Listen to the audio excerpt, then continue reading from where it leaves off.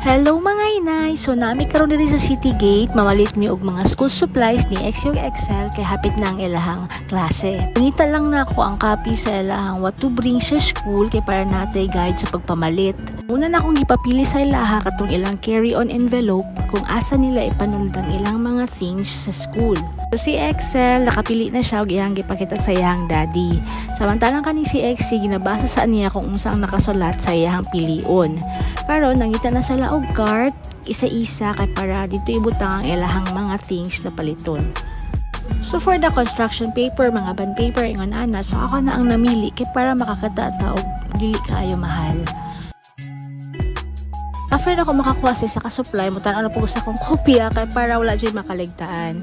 So mo to namili ko sa ilang mga crayons, tapos dito na ako nabantayan na mahal man day kaayo, no, dako kay diferensya. So mahal gid day kaayo ang Crayola na brand. So ang Crayola na brand 107 tong dagko big na crayon. Samantalang kaning Kiddy is 109 lang. So syempre, ang tag 109 itong pilion kay duha ka makatong paliton. Pindot man po ning Kiddy na brand.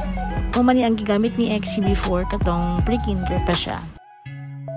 So, samtang nagapamili ko sa ilang mga kailangan, di dyan maiwasan na may unas lang, Mami, I want this, pero to kailangan na ako ipasabot sa ilahan na dili na, kay mahal na siya. So, maayo po kaya makasabot ni silang duha. Remember dyan taon na ako katong bata pa ko, magwanuwan ko kay mama na mangita po mga school supplies mamalit. So to magbuot-buot pud ko niya si mama mingon adita na kamahal ana. Pato nakarelate ako sa mga parents, mga inays.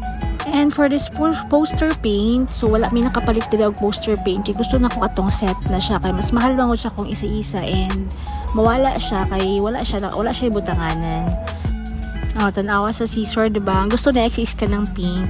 And di man siya allowed mag-use ang kailangan sa scissor is rounded daw kaya para dili batusok ang mga bata. So ito, this cutie na animal print. And then si Excel gusto niya katong bear.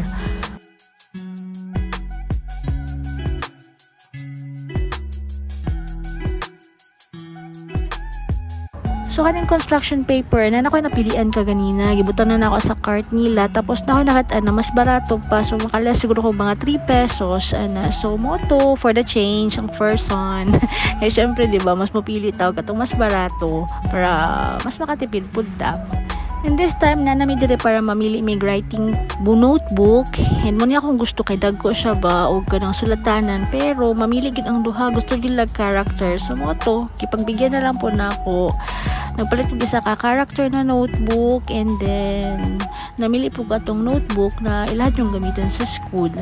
After this, nalubat na ang cellphone ni daddy, so magpadayon ta sa balay. So mo to nagprint na ko og mga names nila kay butangan man og name ang kada supplies na naasa na para ihatag dito sa ilang teacher tomorrow. Excited man kayo niyang duha, dili jud ko nalalungan. So gusto nila maki-join sa ako ang pag-print o pagpilit-pilit sa ilang mga names. So ang ako lang wala na palit isang mga hygiene kit.